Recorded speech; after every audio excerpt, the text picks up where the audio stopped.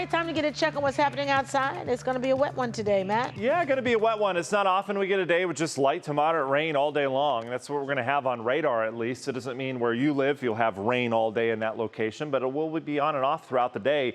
So rainy, kind of humid day. You can feel it outside. It's very tropical. That continues for much of the week. And then we've got rain and storm chances that linger all week long. Goes really through Saturday at this point.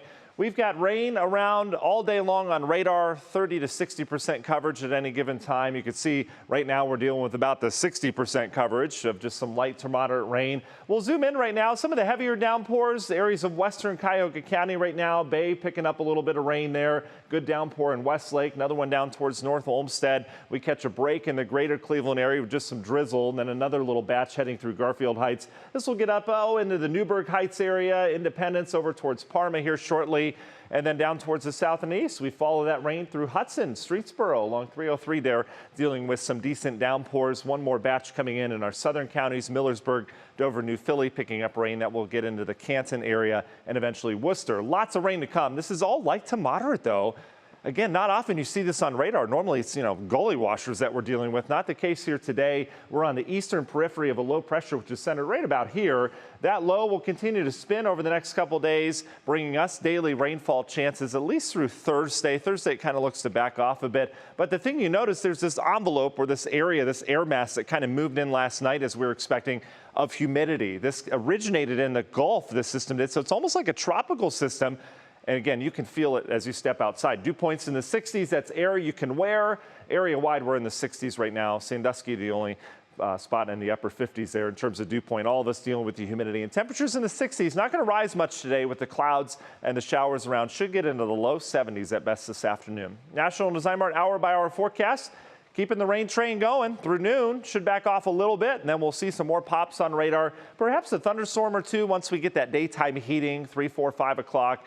Overall temperatures, as I mentioned, low 70s. Tonight, the rain backs off. It's diurnally driven. That's what we call it in the weather world. Big word, I know. That just means it's driven by daytime heating primarily. And when we lose that heating, we lose the rain chances.